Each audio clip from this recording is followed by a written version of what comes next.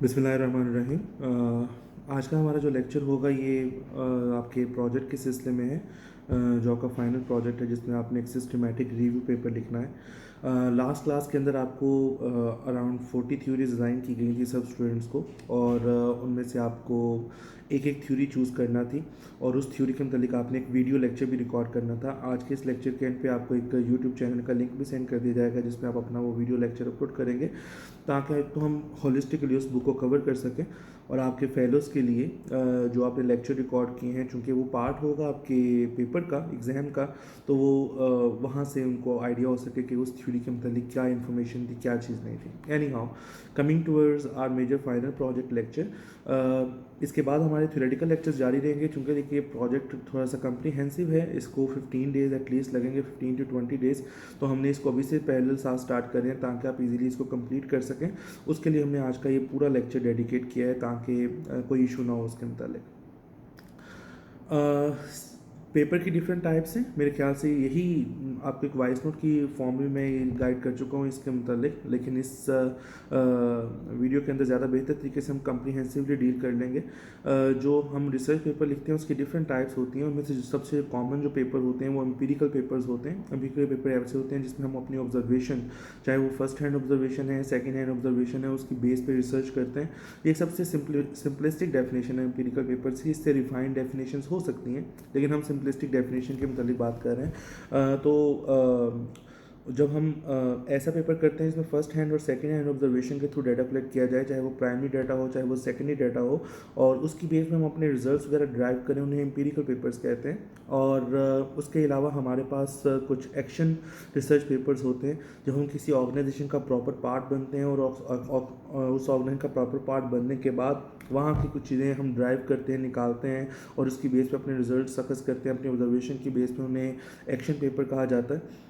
एक हमारे पास बहुत इंपॉर्टेंट कैटेगरी होती है रिसर्च पेपर्स की, जिन्हें रिव्यू पेपर्स कहा जाता है। रिव्यू पेपर्स ऐसे होते हैं जिसमें आपको कोई क्वेश्चन फिल नहीं करवाना होता, कोई इंटरव्यूज़ वगैरह कंडक्ट नहीं करने होते। जो आपके पास टॉपिक है उसके मुतालिक ऑलरेडी जो डाटा अवेलेबल है, सेकेंडरी डाटा अवेलेबल है, आपने उसी की मदद से उसी को कंटिन्यू करते हुए उसी को बेस बनाते हुए अपना पेपर के रिजल्ट्स ड्राइव करने होते हैं। इसे रिव्यू पेपर कहते हैं। रिव्यू पेपर क्या होता है, इसके क्या क्या स्टेप्स होते हैं, इसकी सिस्टमेटिक डेफिनेशंस क्या होते हैं, इसको आगे फर्दर डिस्कस करते हैं। लेकिन इन शॉर्ट टर्म आपको लिटरेचर के साथ ही इंटरेक्शन करना पड़ता है, आपको इंडिविजुअल्स के साथ इंटरेक्शन नहीं करना पड़ता, आपको किसी किस्म की डाटा कलेक्शन के लिए नहीं जाना पड़ता, कोई आर्काइव कंपनी की नहीं छाननी पड़ती। आप सिंपली जो आपका टॉपिक है उसके मतलब जो पास में लिटरेचर अवेलेबल है, आपने उसको अच्छे तरीके से कवर करना होता है, और आपने उसको कवर करने के बाद अपने रिजल्ट्स ड्राइव करने होते हैं अपने टॉपिक के अकॉर्डिंगली। और ये आपका क्या नाम है, रिव्यू पेपर होता है। हमने इस प्रोजेक्ट के अंदर एक सिस्टमेटिक रिव्यू पेपर लिखना है। दो चीज़ें बड़ी आपस में रिजेंबल करती हैं, एक सिस्टमेटिक रिव्यू पेपर और साथ में एक मेटा एनालिसिस। रिव्यू पेपर और सिस्टमेटिक रिव्यू पेपर के अंदर क्या डिफरेंस है? रिव्यू पेपर सिंपली होता है आपने एक टॉपिक चूज़ किया, आपने उस टॉपिक के मतलब जो एग्जिस्टिंग स्टडीज़ थी उन्हें without any inclusion exclusion criteria, without and developing any system, आपने उनको रिव्यू करना शुरू कर दिया और अपने अल्टीमेटली रिजल्ट्स निकाल दिए। इन्हें सिंपल रिव्यू पेपर कहा जाता है। जबकि जो सिस्टमेटिक रिव्यू पेपर होता है उसमें आप एक सिस्टम डेवलप करते हैं। सिस्टम किस चीज़ के मतलब? पहले अपने रिसर्च का स्कोप डिफाइन करते हैं, लाइक इन ऑब्जेक्टिव्स, और स्कोप डिफाइन करने के बाद आप मेथोडोलॉजी में जंप करते हैं, जहाँ पे आप एक सिस्टम डेवलप करते हैं कि आप कौन से आर्टिकल्स को रिव्यू करेंगे और कौन से आर्टिकल्स को रिव्यू नहीं करेंगे। Means you have to develop a filtering system. क्योंकि अगर आप अपनी थ्योरी का नेम लिखेंगे अपने गूगल सर्च बार के ऊपर तो उसमें बेशुमार पेपर्स मौजूद होंगे, ठीक है ना, बेशुमार रिसर्च पेपर्स किए गए होंगे, और चूँकि बहुत ज़्यादा पेपर्स किए गए होंगे लिहाजा उन सबको तो रिव्यू करना पॉसिबल नहीं होएगा, ठीक है ना। हमने तो रिव्यू उन पेपर्स को करना है जो कि हमारे स्कोप के अंदर फॉल करते हों, और नंबर 2 जो कि कह लीजिए कि अच्छे पब्लिशर्स के हों, अच्छे जर्नल्स के हों, जो हमारे कीवर्ड से मैच करते हों। So means you have to develop an inclusion exclusion criteria. Inclusion exclusion criteria क्या होता है? एक छोटी सी एग्जांपल लेते हैं। लेट्स सपोज कि आपके पास एक थ्योरी है, सेल्फ एफिकेसी थ्योरी, ठीक है ना। हम कहते हैं कि हमारा रिव्यू पेपर इस चीज़ पे है, the three decades research on self efficacy theory where we are heading, ठीक है ना, according to a systematic literature review, ये हमारा टाइटल है। मीन्स कि हम जो 3 डेकेड्स हो गई हैं, मतलब 1984 में शायद कार्बन ये थ्योरी बेंडोरा ने प्रपोज की थी, if I am not wrong 1984 में प्रपोज हुई थी सेल्फ एफिकेसी थ्योरी, और 1994, 2004, 2014 almost 3.5 decade has been spend इस थ्योरी को आए हुए। हमने उन सारी दौरान में क्या हुआ है इस थ्योरी के साथ, क्या क्रिटिसिज्म हुए हैं, क्या इसकी बेस पे कौन कौन सी एम्पिरिकल फाइंडिंग सामने आई हैं, इसकी एक्सपेंशंस कौन कौन सी हुई हैं, इस पर क्रिटिसिज्म किस तरह का हुआ है, हमने इन सारे एरियाज को कवर कर लेना है। और फ्यूचर डायरेक्शन इस थ्योरी के रिगार्डिंग क्या हैं, आगे किस तरफ मूव कर रही हैं, इसकी कौन सी एडवांस फॉर्म्स आ चुकी हुई हैं, ठीक है ना, हमने उन चीज़ों को डिस्कस करना है। लेट्स सपोज ये हमारा स्कोप है, ठीक है ना। सिस्टमैटिक लिटरेचर भी हमें ये कहता है कि आपने चूंकि स्कोप को कवर करना है तो आपने एक सिस्टम डेवलप करना है जिसके अकॉर्डिंगली आप आर्टिकल्स को फिल्टर करेंगे कि जिनको आपने रिव्यू करना है और जिनको आपने रिव्यू नहीं करना, ठीक है।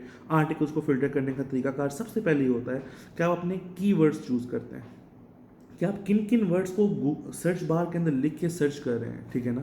बेसिकली आप लोग जो पेपर सर्च करेंगे आपके लिए सबसे आसान मैकेनिज्म गूगल स्कॉलर का है, लेकिन हम डिफरेंट डेटाबेसेस होती हैं, ठीक है ना, डिफरेंट पब्लिशर्स की डेटाबेसेस होती हैं, उन पब्लिशर्स की डेटाबेसेस से भी सर्च किया जा सकता है। लेट्स सपोज आप स्कॉलर से भी कर रहे हैं, ठीक है ना, तो आप सबसे पहले कीवर्ड्स चूज करते हैं कि जनाब आप लिखेंगे सेल्फ एफिकेसी, आप लिखेंगे self efficacy theory by Bandura, self efficacy theory 1984, या हम कुछ कीवर्ड्स चूज़ कर लेते हैं कि जनाब इन वर्ड्स को लिख के हमने सर्च किया था डिफरेंट डेटाबेसेस से कि हमारे सामने आर्टिकल्स आए, ठीक है ना। तो सबसे पहले जो काम स्टार्ट होता है वो कीवर्ड से होता है। आपको वहाँ पे रैशनल प्रोवाइड करना होता है कि आपने यही कीवर्ड्स क्यों चूज़ किए, ये आपने उसकी रीजनिंग प्रोवाइड करनी है, ठीक है ना। आप कहते हैं कि जनाब मैंने ये कीवर्ड्स चूज़ किए हैं और इन कीवर्ड्स के अकॉर्डिंगली मेरे पास लेट्स सपोज जब मैंने ये चूज़ कर लिए तो मेरे पास कह लीजिए कि 900 पेपर्स आ गए, 900 रिसर्च रिजल्ट्स ने हिट किया है और मेरे पास ये वाले पेपर आ गए, ठीक है ना। उसके बाद आप कहते हैं कि मेरा अगला जो फिल्टर था वो ये था कि मैंने सिर्फ उन पेपर्स को चूज़ किया जिनके टाइटल के अंदर ये मेंशन था सेल्फ एफिकेसी थ्योरी का वर्ड, जिनके अंदर खाली सेल्फ एफिकेसी वर्ड मौजूद था मैंने उनको चूज़ नहीं किया, जिनके अंदर सिर्फ एफिकेसी वर्ड था वो यूज़ नहीं किए, जिनकी कंटेंट में सेल्फ एफिकेसी थ्योरी था उनको यूज़ नहीं किया। मैंने उन पेपर्स को लिया अगले नंबर रिले के अंदर जिनके टाइटल के अंदर ये वर्ड मौजूद था सेल्फ एफिकेसी थ्योरी, ठीक है ना। यहाँ से मेरी फिल्टरिंग इंक्लूजन और एक्सक्लूजन क्राइटेरिया शुरू हो जाता है। मैं कहता हूँ मैंने 900 में से सिर्फ 250 पेपर ऐसे थे जिनके टाइटल के अंदर सेल्फ एफिकेसी थ्योरी मेंशन था, ठीक है ना। उसके बाद मैं कहता हूँ कि जनाब मैंने जो नेक्स्ट फिल्टर अप्लाई किया है मैंने वो फिल्टर इस बेस पे अप्लाई किया है कि मैंने वो पेपर चूज़ कर लिए हैं जो कि रिकॉग्नाइज्ड और वेल रेप्यूटेड पब्लिशर के थे, यानी कि जो ए कैटेगरी है, A+ कैटेगरी में आते हैं, like Emerald, Elsevier, Taylor and Francis, Springer, Sage pub, Wiley online. मैं कहता हूँ कि जनाब मैंने इन 6 देखा है कि उन जो 256 मेरे पास पेपर्स थे उनमें से इन पब्लिशर्स के पेपर क्यों थे, क्योंकि इन पब्लिशर्स के जो जर्नल्स हैं वो उनकी जो रैंकिंग है वो इम्पैक्ट फैक्टर के अंदर बड़ी अच्छी होगी, हमारे पास क्रेडिबल लिटरेचर आएगा। तो मैं कहता है जब मैंने इन 6 के अकॉर्डिंगली फिल्टर किया तो 256 में से 46 पेपर्स ऐसे रह गए जो कि इन 6 पब्लिशर्स के थे। उसके बाद मैंने कहा जब मैंने फाइनल जो यूज़ किया सिस्टम वो मैंने ये यूज़ किया कि उनमें से जो 46 पेपर्स बाकी रह गए उनमें से कौन कौन से पेपर क्वालिटेटिव और रिव्यू पेपर थे मैंने सिर्फ उनको अंदर लिया है, और जो मेरे पास क्वांटिटेटिव पेपर थे मैंने उनको माइनस कर दिया। ये मेरे लास्ट फिल्टर था। मैंने कहा 46 में से ये देखा जाए कि क्वालिटेटिव और रिव्यू पेपर्स को रख लिया जाए, जो कि क्वांटिटेटिव पेपर्स से जिनमें कोई क्वेश्चनर की मदद से डाटा कलेक्ट किया गया हुआ था उनको मैंने इंक्लूड नहीं किया। उसकी रीज़न ये है क्योंकि मैंने भी एक सिस्टमैटिक रिव्यू पेपर लिखना है तो मुझे थ्योरेटिकल और क्वालिटेटिव डाटा ज़्यादा रिक्वायर्ड है बनिस्बत इसके कि empirical evidences of primary researches, ठीक है ना। तो ये जो इसमें एक पाथ बता रहा हूँ, आप अपने टॉपिक के लिहाज से, अपनी थ्योरी के हिसाब से, अपने स्कोप के हिसाब से आप अपना रिसर्च का जो डिज़ाइन है, इंक्लूजन एक्सक्लूजन क्राइटेरिया वो खुद से भी चूज़ कर सकते हैं, अच्छे सिस्टमैटिक पेपर से हेल्प भी ले सकते हैं, लेकिन मैं जस्ट आपको एक पाथ के मतलब गाइड कर रहा हूँ कि this can be the minimum criteria, ठीक हो गया। तो इसके अकॉर्डिंगली जब मैंने वो देखा तो मेरे पास बाकी पेपर बच जाते हैं। लेट्स सपोज कहता हूँ 32 पेपर्स बच जाते हैं जो कि क्वालिटेटिव और रिव्यू नेचर के थे। मैंने उन 32 पेपर्स का रिव्यू किया।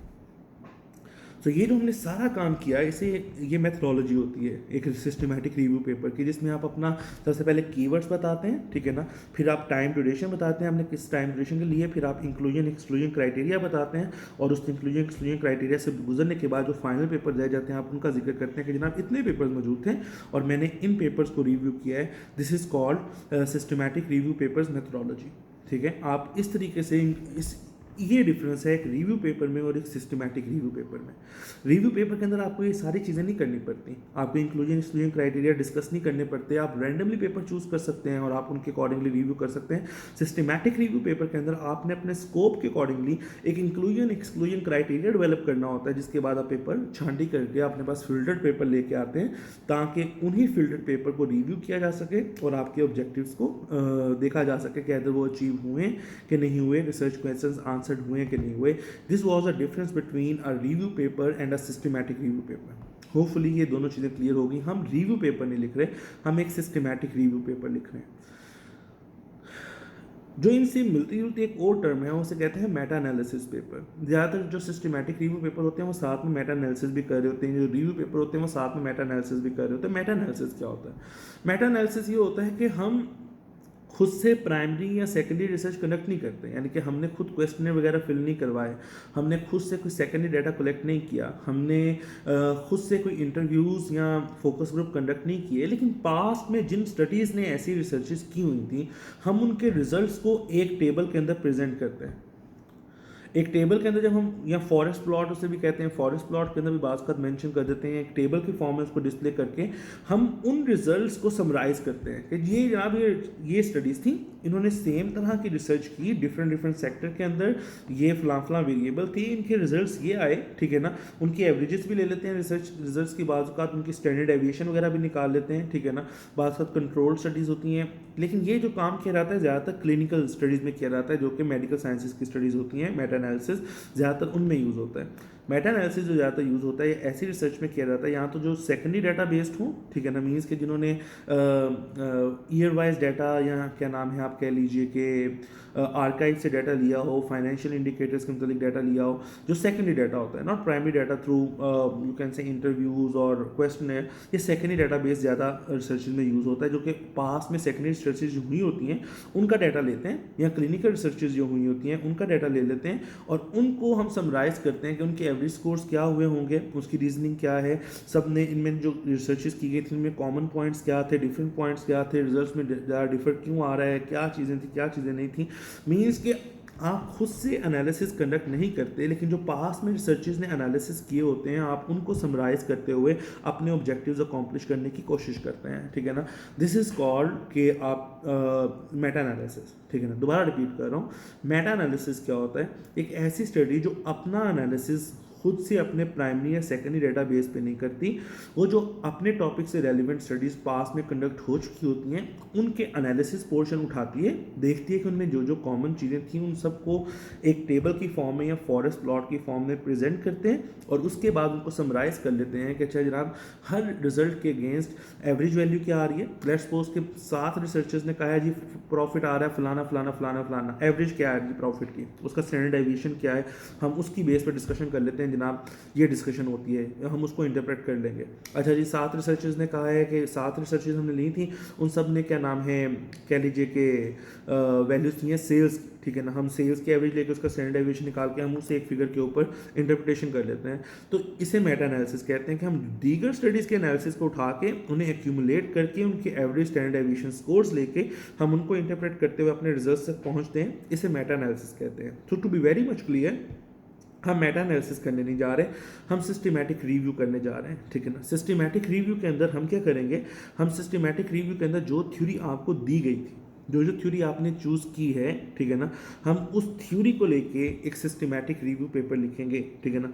उस थ्योरी की किस चीज़ के ऊपर, ठीक है ना, नंबर 1 उस थ्योरी की एवोल्यूशन के ऊपर। हमारा पहला जो पर्पस होगा देखना है कि उस थ्योरी उसकी एवोल्यूशन कैसे हुई है, ठीक है ना। अल्टीमेटली जब से वो लॉन्च की गई, जब से उसका ओरिजिन था, उसके बाद वो मूव कैसे की।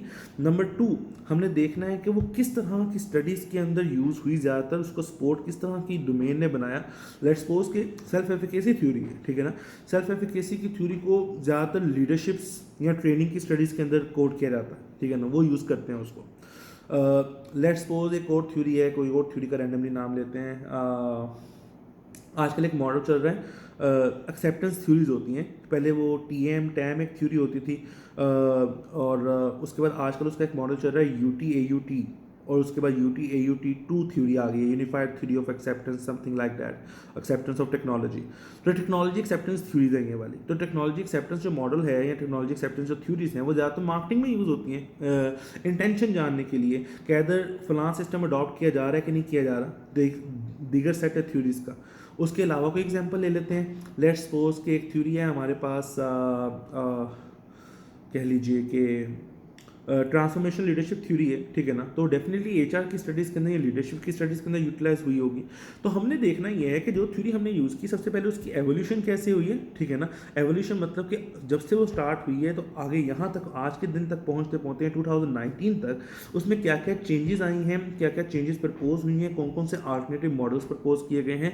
सेकेंड नंबर पर हमने देखना ये है कि वो उसको किस तरह की स्टडीज़ के अंदर बेस बनाया गया है। बेसिकली जब भी आप कोई एम्पिरिकल स्टडी कंडक्ट करते हैं ना तो उसमें एक थ्योरेटिकल मॉडल बनता है। थ्योरेटिकल मॉडल मींस कि जिसमें हमने रिलेशनशिप्स का लिंकेज वगैरह देना होता है। हम कहते हैं कि जनाब ये सिर्फ और सिर्फ हमारी परसेप्शन नहीं है, इसको कोई थ्योरी सपोर्ट करती है। तो हमने देखना है कि किस थ्योरी ने उनको सपोर्ट किया है, ठीक है ना। वो जो हमारी स्टडी थी उनको किस तरह की स्टडीज़ के अंदर उसको as a support mechanism use किया गया है। सेकेंड नंबर पर ये चीज़ हमने देखनी है।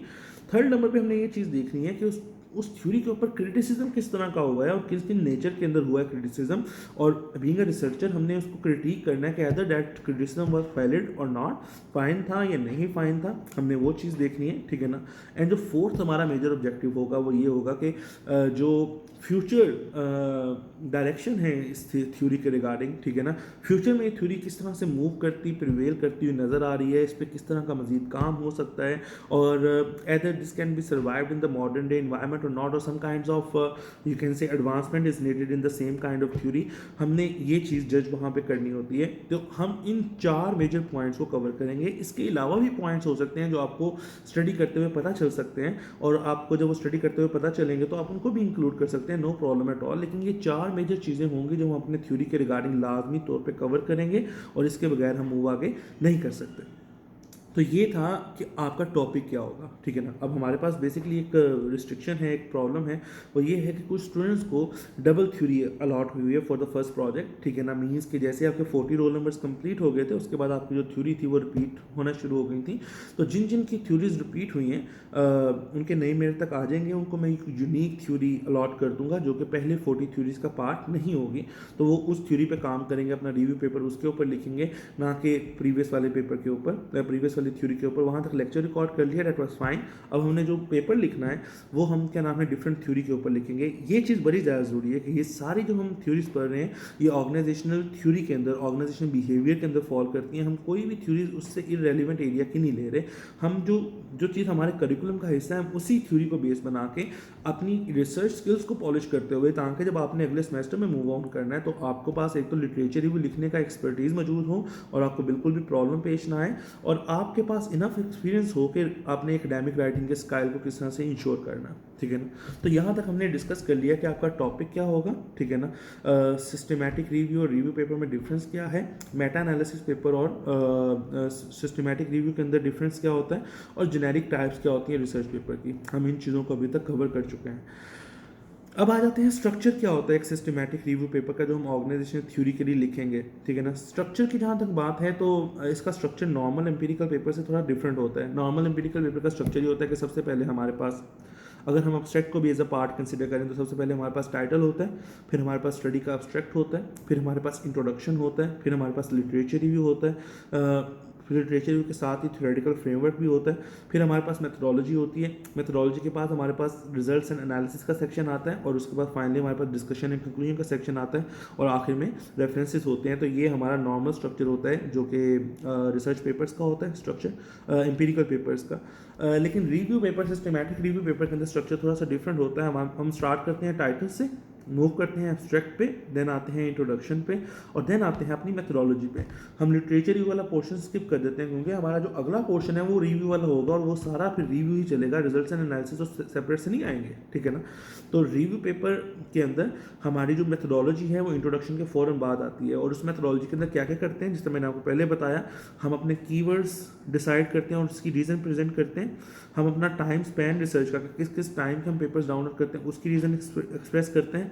देन नंबर थर्ड पे हम अपना इंक्लूजन और एक्सक्लूजन क्राइटेरिया कंप्रीहेंसिव और रैशनल तरीके से बनाते हैं, रीजनेबल तरीके से बनाते हैं कि हमने किस बेसिस के ऊपर पेपर्स को डिस्कार्ड किया, किन पेपर्स को हमने रखा।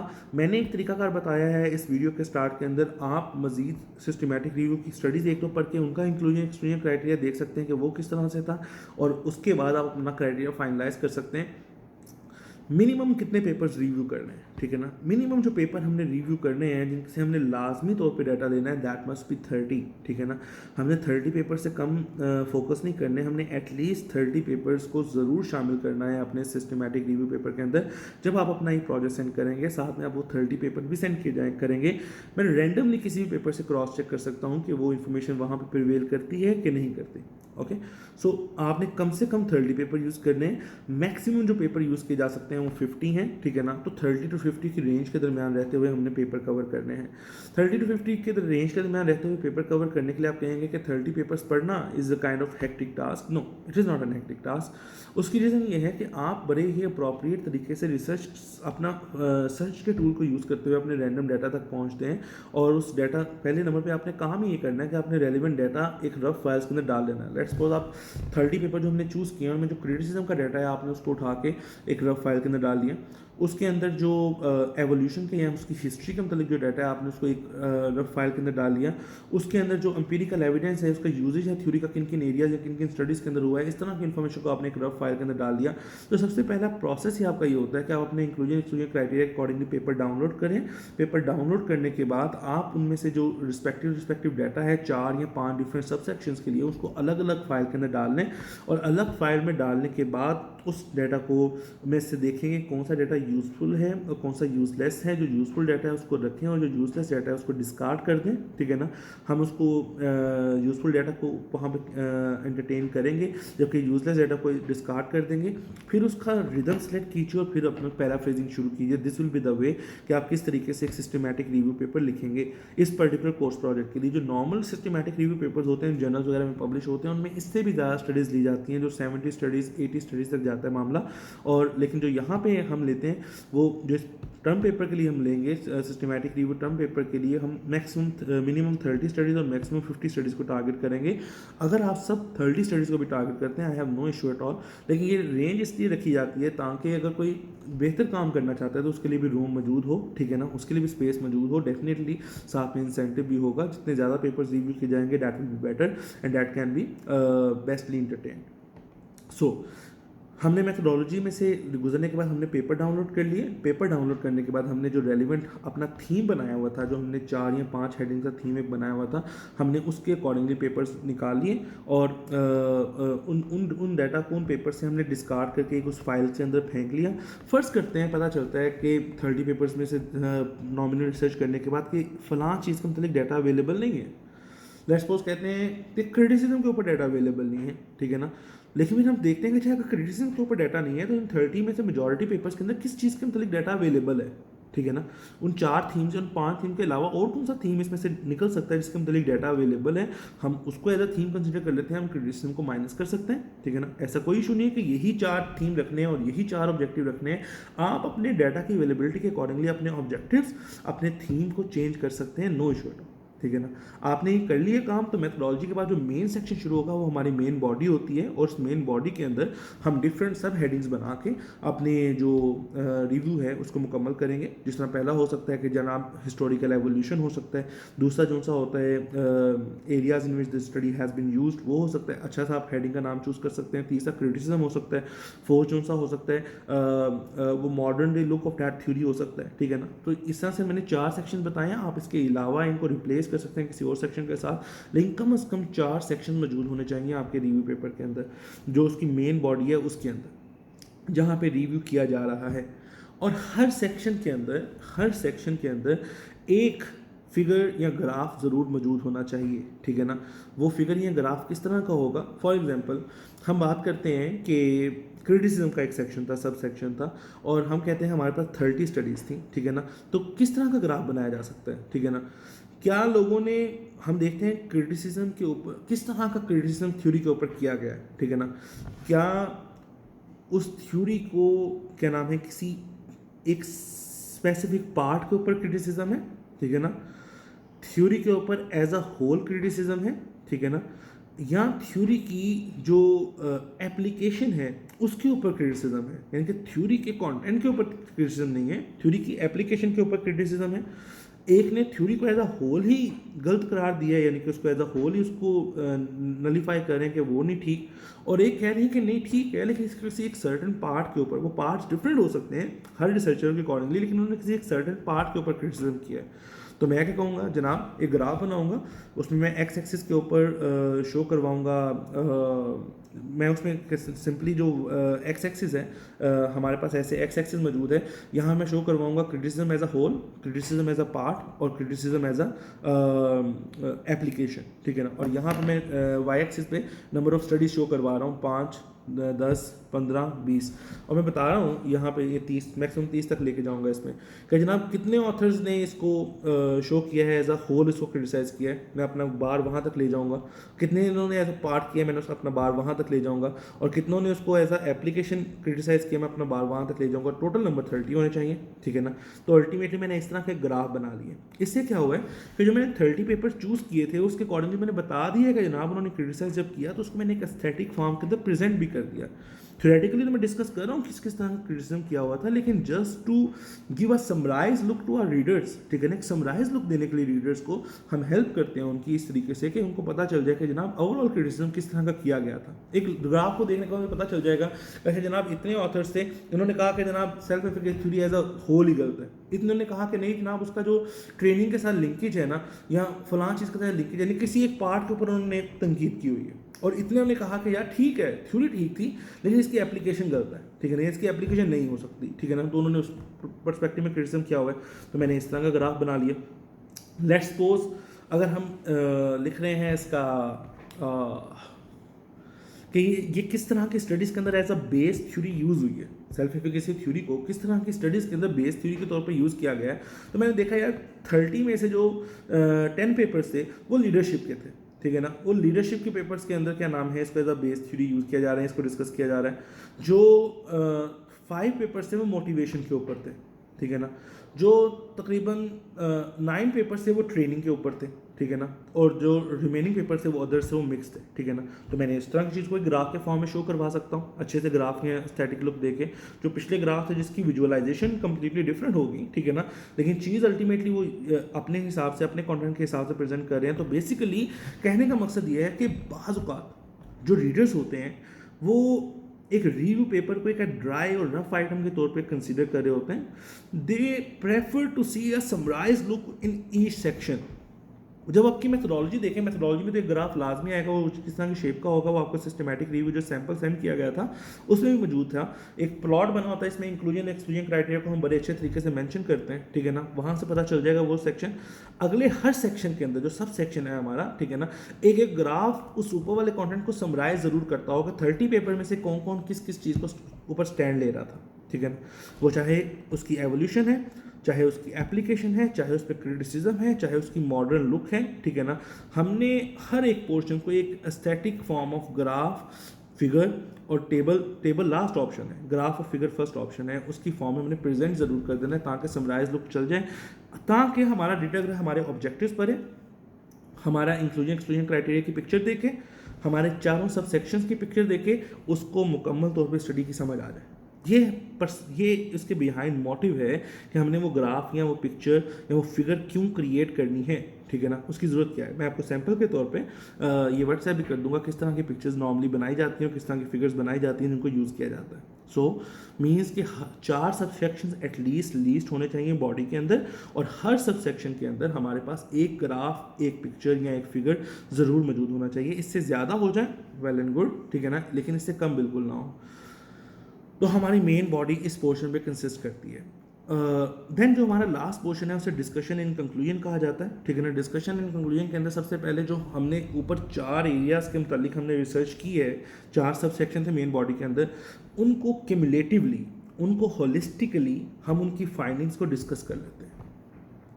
डिस्कस किस टर्मिनोलॉजी में कहते हैं कि अल्टीमेटली क्या पता चला इन सारी रिसर्चेज को करने के बाद कि 30 पेपर्स में से एवोल्यूशन इस थ्योरी की कैसे हुई है, 30 पेपर इसकी क्रिटिसिज्म के मतलब एक कॉमन पॉइंट कहाँ पे रख रहे हैं, 30 पेपर क्या नाम है इसकी क्रिटिसिज्म के ऊपर क्या सोच रहे हैं, 30 पेपर इसके मॉडर्न व्यू के ऊपर क्या सोच रहे हैं। तो लेट्स सपोज कि हमने उसको एक अच्छे से पैराग्राफ के अंदर सम अप करना होता है, ठीक है ना, डिस्कस करना होता है अपने रिजल्ट्स को, कि जो हमें वहाँ पे अलग-अलग सब सेक्शंस के अंदर रिजल्ट्स आए थे, हमने उनको होलिस्टिकली इकट्ठा करके एक पेराए में डिस्कस करना है कि जनाब ये इस तरह से हमारे ऑब्जेक्टिव्स का आंसर मिला है। देन जो सेकंड उसका पार्ट होता है वो फाइंडिंग्स का होता है। तो फिर अल्टीमेटली फाइंडिंग्स क्या थी, फाइंडिंग मतलब अब फाइंडिंग और डिस्कशन में बहुत थोड़ा डिफरेंस होता है। एम्पिरिकल पेपर्स में क्या करते हैं हम, एम्पिरिकल पेपर्स के अंदर डिस्कशन बेसिकली हाइपोथेसिस के ऊपर होती है या रिसर्च क्वेश्चंस के ऊपर होती है कि हमारे रिसर्च क्वेश्चन का आंसर क्या आया है, ठीक है ना, इस चीज़ को हम कहते हैं डिस्कशन। उसमें हम कहते हैं कि जनाब ये रिसर्च क्वेश्चन था, रिजल्ट ने साबित किया कि जनाब ये हाइपोथेसिस है, ये रिसर्च क्वेश्चन इस तरीके से आंसर हुआ है, पास में फलां स्टडीज थी उन्होंने भी कहा था कि इसका आंसर यही बनता है, ठीक है ना, अगले पे चलते हैं। ये सेकंड रिसर्च क्वेश्चन था, हमारे रिजल्ट ने साबित किया कि आंसर इसका इस तरह से आया है, ये फलां हाइपोथेसिस एक्सेप्ट किया रिजेक्ट हुआ है, फलां में ये पास में ये स्टडीज थी उनके अंदर भी ये हाइपोथेसिस इस तरह से रिजेक्ट नहीं एक्सेप्ट हुआ था, इसका मतलब है कि हमारी स्टडी के अंदर रिकमेंड होता है। तो इस चीज़ को हम डिस्कशन कहते हैं। और फाइंडिंग्स या कंक्लूजन हम किसे कहते हैं, जो एक्चुअल फाइंडिंग्स उस एक पर्टिकुलर थ्योरी के मतलब या एक पर्टिकुलर सेक्टर के मतलब, ठीक है ना, जो हमें ऑब्टेन हुई है। अच्छा जनाब चूंकि रिजल्ट डिस्कशन ये हो गई है, इसका मतलब है कि टेलीकॉम सेक्टर के अंदर फलां चीज़ इंपॉर्टेंट है क्योंकि उसका इसके ऊपर इंपैक्ट है, ठीक है ना, उसकी रीज़न ये है, फलां चीज़ इंपॉर्टेंट है क्योंकि उसका ये इंपैक्ट है, उसकी चीज़ रीज़न ये है। तो उसमें फाइंडिंग्स और डिस्कशन में डिफ्रेंशिएट करना ईजी होता है। रिव्यू पेपर के अंदर there is a silver lining between them, आपको डिस्कशन और फाइंडिंग के दरमियान बड़ा ही माइनर सा डिफरेंस है जिसको आपको अंडरस्टैंड करना पड़ेगा। डिस्कस हम करते हैं जो हमने ऊपर 4 सब सेक्शंस किए थे उनके, जो आप उनको अपने ऑब्जेक्टिव से कंट्रास्ट करके जब हम एक पैराग्राफ लिखते हैं ऑब्जेक्टिव वाइज, कि पहला ऑब्जेक्टिव ये था उसको रिजल्ट ने इस तरह से आंसर कर दिया, दूसरा तीसरा चौथा ये हो गया। अब अल्टीमेटली उस थ्योरी के मतलब खत्मी जो फाइंडिंग्स हैं बीइंग अ रिसर्चर हमारी, ठीक है ना, हम वो प्रेजेंट करते हैं। इसे फाइंडिंग्स या कंक्लूजन का पोर्शन कहते हैं। ऊपर वाला डिस्कशन था। देन इसी के थर्ड पोर्शन के अंदर हम अपने स्टडी की इम्प्लीकेशंस बताते हैं, ठीक है ना, कि हमने जो रिसर्च अभी कंडक्ट किया ऊपर, ठीक है ना, इसकी इम्प्लीकेशंस क्या हैं, इसकी प्रैक्टिकलिटी क्या है, ये कहाँ कहाँ पे अप्लाई हो सकती है, थ्योरेटिकली इसने क्या कंट्रीब्यूट किया है, इसने लिटरेचर में किस तरह का इजाफा किया है, ये फ्यूचर में आने वाले रिसर्चर को कैसे बेनिफिट प्रोवाइड करेगी, this is called theoretical contribution. Practical contribution क्या है, हमारी रिसर्च किस किस सेक्टर के ऊपर अपना असर छोड़ सकती है, क्या टेलीकॉम सेक्टर के लिए अच्छी थी, क्या सर्विसेज सेक्टर के लिए ओवरऑल अच्छी है, या मैन्युफैक्चरिंग सेक्टर के लिए अच्छी है, ट्रेड सेक्टर के लिए अच्छी है, या ये एक्सपोर्ट एंड इम्पोर्ट इंडस्ट्री के लिए अच्छी है, किस तरह की इंडस्ट्रीज़ को या किस तरह के प्रैक्टिकल बिजनेसमैन को या किस तरह के एम्प्लॉयज़ को इस रिसर्च का फ़ायदा हो सकता है, हमने वो बताना होता है अपनी प्रैक्टिकल इम्प्लीकेशन के अंदर। उसके बाद हमारे पास जो फाइनल इम्प्लीकेशन होती है उसे कहते हैं हम पॉलिसी मेकिंग इम्प्लीकेशन, कि पॉलिसी की टर्मिनोलॉजी में गवर्नमेंटल लेवल पे हमारी स्टडी किस तरह से कंट्रीब्यूट कर रहा है इसने, ठीक है ना, हमें वो प्रेजेंट करना होता है। और लास्ट में हमने अपनी स्टडी की लिमिटेशंस और फ्यूचर सर्च इंडिकेशन बताना होता है। हम कहते हैं कि जनाब 70 स्टडीज़ 100 स्टडीज़ भी की जा सकती थी अगर हम इंक्लूजन और एक्सक्लूजन क्राइटेरिया को ज़रा स्ट्रिक्ट रखते, ठीक है ना, मज़ीद स्ट्रिक्ट करते, मज़ीद ज़रा कन्फाइंड, मज़ीद ज़रा टारगेटेड कर, थोड़ा सा नैरो करते, थोड़ा नैरो करते, थोड़ा सा जनरलाइज करते, तो हमारी स्टडीज़ की क्वांटिटी ज़्यादा हो जाती थी, हम होलिस्टिकली इस कंसेप्ट को देख पाते हैं, ठीक है ना, और हम इसमें फलां ऑब्जेक्टिव या फलां सब सेक्शन मज़ीद डिस्कस कर सकते थे जो हमने नहीं किया due to the further constraints, ठीक है ना। और इस तरह से हम अपनी स्टडी की लिमिटेशंस बताते हैं और उसके बाद फ्यूचर में उसको कैसे उन लिमिटेशंस को एड्रेस किया जा सकता है, इंप्रूव किया जा सकता है, आंसर किया जा सकता है, ये हमारा होती है फ्यूचर सर्च इंडिकेशन, हमने वो चीज़ बयान करनी होती है। तो जनाब ये हमारा स्ट्रक्चर होता है। हमने स्ट्रक्चर के अंदर ये डिस्कस अभी तक नहीं किया कि अब्स्ट्रैक्ट और इंट्रोडक्शन की लैंग्वेज किस तरह से होती है, इंट्रोडक्शन के अंदर क्या पार्ट्स होते हैं। इंट्रोडक्शन को हम स्टार्ट करते हैं किसी एक जब एम्पिरिकल पेपर हम लिख रहे होते हैं तो इंट्रोडक्शन को स्टार्ट किया जाता है बैकग्राउंड से। बैकग्राउंड से मतलब मुराद ये है कि जिन वेरिएबल्स के ऊपर हम रिसर्च कर रहे होते हैं और जिस सेक्टर के ऊपर रिसर्च कर रहे होते हैं हम उन वेरिएबल को सेक्टर की टर्मिनोलॉजी के अंदर डिस्कस करते हैं, ठीक है ना। लेट्स सपोज मैं देखना चाह रहा हूँ कि ट्रेनिंग का इम्पैक्ट परफॉर्मेंस के ऊपर क्या है एजुकेशन सेक्टर के ऊपर, तो मैं बताऊँगा यार ट्रेनिंग इन स्कूल्स या ट्रेनिंग इन यूनिवर्सिटीज़ करवाई कैसे जा रही है पाकिस्तान के अंदर, ठीक है ना। उसके बाद मैं डिस्कस करूँगा कि टीचर्स की परफॉर्मेंस को कैसे इवेल्युएट किया जा रहा है पाकिस्तान के टीचिंग सेक्टर के अंदर। तो ये मैं भी अपने वेरिएबल्स को individually, not relating them, individually उस सेक्टर की टर्मिनोलॉजी में देख रहा हूँ, इसे बैकग्राउंड कहते हैं। रिसर्च का बैकग्राउंड क्या है, ठीक है ना। और अल्टीमेटली क्या नाम है, जब मैं अगले पोर्शन में आता हूँ, प्रॉब्लम स्टेटमेंट होती है, ठीक है ना, फिर जस्टिफिकेशन रेशनल होती है, फिर ऑब्जेक्टिव्स होते हैं, रिसर्च क्वेश्चंस होते हैं, सिग्निफिकेंस होती है, एक्सेट्रा एक्सेट्रा। ये एम्पिरिकल स्टडी का है। हमने क्या करना, हमने बात स्टार्ट करनी है प्रॉब्लम से। देखें, कोई भी थ्योरी प्रपोज की जाती है, जब कोई या कोई भी थ्योरी या कोई भी लॉ तब आता है जब किसी चीज़ के मतलब कन्फ्यूजन हो, ठीक है ना, किसी चीज़ के मतलब अम्बिग्विटी हो, ठीक है ना, कोई चीज़ आंसर जिसका आंसर रिक्वायर हो लेकिन आंसर मिल ना रहा हो, तो हम एक आंसर दे कहते हैं ना ये मेरी थ्योरी है, ठीक है ना। मतलब ये मेरी थ्योरी है कि अगर लेट्स सपोज, इसको थ्योरी तो नहीं कहेंगे क्योंकि इससे बहुत मेरी खासतौर मेरी थ्योरी नहीं होगी, इससे बहुत से लोग एग्री कर रहे होंगे। अगर इस फ्रंट कैमरा की बजाय अगर बैक रियर कैमरा से वीडियो बनाई जाए तो उसके रिजल्ट ज़्यादा अच्छा होगा, ठीक है ना। ये बहुत से लोगों की थ्योरी है क्योंकि ऑब्वियसली इसके मेगा पिक्सल ज़्यादा है, इसके अंदर तो रियलिस्टिक टर्मिनोलॉजी ज़्यादा होगी ना। ये मेरी थ्योरी है कि अगर सुबह के वक्त आप जल्दी उठें, ठीक है ना, तो आपकी प्रोडक्टिविटी, चाहे आप काम दो लोग हैं, एक बंदा वो है जो 8 बजे उठ के 8 घंटे काम कर रहा है और एक बंदा वो है जो 11 बजे उठ के 8 घंटे काम कर रहा है। मेरा ख्याल ये है कि मेरी थ्योरी है कि जो 8 बजे उठ के 8 घंटे काम कर रहा है ना, उसकी प्रोडक्टिविटी ज़्यादा है एज कम्पेयर टू पर्सन जो 11 बजे उठ के 8 घंटे काम कर रहा है। ये मेरी थ्योरी है, इसके पीछे काफ़ी लॉजिक या रीजंस हो सकती हैं, लेकिन ये एक सिंपलिस्टिक मेरी थ्योरी है, ठीक है ना।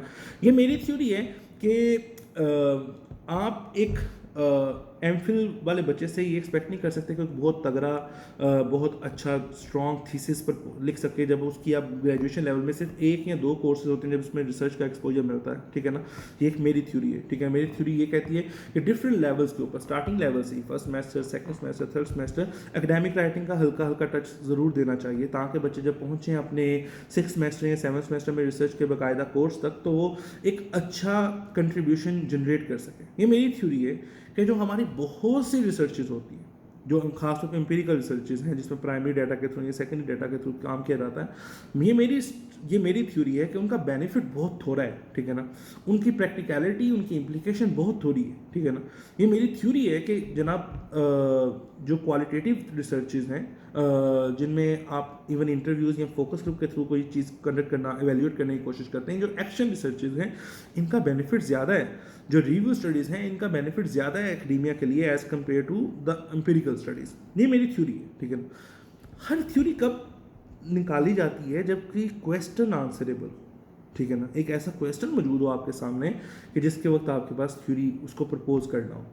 अभी रिसेंटली कल 7 सितंबर को गवर्नमेंट ने डिसाइड किया कि 9 से लेकर यूनिवर्सिटी लेवल तक यूनिवर्सिटीज़ को ओपन किया जाएगा 15 सितंबर से। तो इसके पीछे जब इसका आंसर तलाश करने लगे थे तो बहुत से लोगों ने कहा होगा ये ना कोविड-19 को लेके मेरी थ्योरी ये है कि ये सप्रेस हो चुका है, जितने लोगों को होना था ये हो चुका है, अब क्या नाम है वो वेव गुजर गई है, ठीक है ना। अब अल्हम्दुलिल्लाह लोग हेल्दी हैं, पाकिस्तान ने बहुत सी लाइव्स लॉस्ट की हैं, हमने बहुत सी कॉस्ट बियर की है, लेकिन अल्हम्दुलिल्लाह बहुत से कंट्रीज़ के निस्बत हम सेफ पोजीशन पे, अल्लाह ताला के बहुत खास करम हुआ है, ठीक है ना। अब हम सेफ पोजीशन पे। एक बंदे ने कहा ये मेरी थ्योरी है, दूसरा बंदा कहता है नहीं मेरी थ्योरी ये है कि बहुत से लोग तो अभी घरों में बंद रहे थे, वो अभी स्टिल लॉकडाउन खुल भी गया है, तो लेकिन वो कोशिश कर रहे हैं कि उनकी जो सोशल मूवमेंट है तो वो बड़ी स्ट्रिक्टली सीज रहे, ठीक है ना। और जब वो बाहर निकलेंगे तो देयर इज़ अ चांस कि वो इन्फेक्टेड वगैरह हो सकते हैं, इस तरह से उसने अपनी एक थ्योरी पेश कर दी है, ठीक है ना। तो इस तरह डिफरेंट थ्योरीज आई होंगी, फिर जिस मेजॉरिटी परसेप्शन के ऊपर उन्होंने अपना डिसीजन लिया होगा। तो कहने का मकसद ये है कि आपने इंट्रोडक्शन स्टार्ट करना है उस प्रॉब्लम या उस क्वेश्चन से जिसकी वजह से हमने जो थ्योरी सेलेक्ट की थी उसको प्रपोज किया गया था। हमने वहाँ से बात स्टार्ट करनी है कि 19 इसमें ये बहस एक चल रही थी, उस बहस के तनाजुर में ये थ्योरी प्रपोज की गई, उस थ्योरी का थोड़ा सा बैकग्राउंड बताना है, उस थ्योरी के मतलब थोड़ी सी हिंट देना कि थ्योरी कहती क्या है, इसके मेजर इंग्रेडिएंट्स क्या हैं, वो बताने के बाद ये किस तरह की प्रॉब्लम्स को एड्रेस करने के लिए बनाई गई थी और फिल वक्त भी कर रही है। हमने उन प्रॉब्लम्स को डिस्कस करना है फिर स्पेसिफिकली, और अल्टीमेटली हमने अपनी रिसर्च के ऑब्जेक्टिव्स डॉक्यूमेंट करने हैं, और ऑब्जेक्टिव्स डॉक्यूमेंट करने के बाद हमने बताना है कि इस स्टडी की सिग्निफिकेंस क्या है, इसके पास में जो रिसर्चेस की गई थी इसी सिस्टमैटिक रिव्यू से लेके सिग्निफिकेंस और जस्टिफिकेशन को हम मिक्सअप कर लेंगे।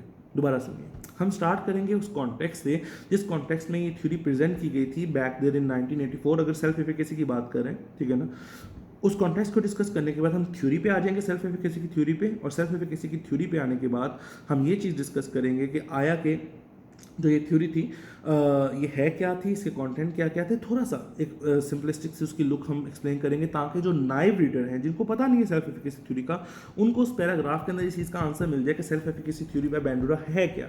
ठीक है, उसके बाद हमारी ये किन किन प्रॉब्लम्स को एड्रेस करने के लिए बनाई गई थी, और अभी भी किन किन प्रॉब्लम्स को ये स्टडी एड्रेस कर रही है, ये थ्योरी एड्रेस कर रही है, हम उन प्रॉब्लम्स का जिक्र कर लेंगे ताकि हम रीज़न प्रोवाइड कर सकें अपने रीडर को कि अगली जो बाकी सारी रिसर्च की गई है इस पेपर के अंदर उसको पढ़ना क्यों ज़रूरी है। फिर हम अपने बड़े अच्छे तरीके से कैलकुलेटेड से ऑब्जेक्टिव्स फ्रेम करते हैं, स्मार्ट ऑब्जेक्टिव्स, कि जिनमें हम बताते हैं कि इस स्टडी के ऑब्जेक्टिव्स क्या क्या हैं।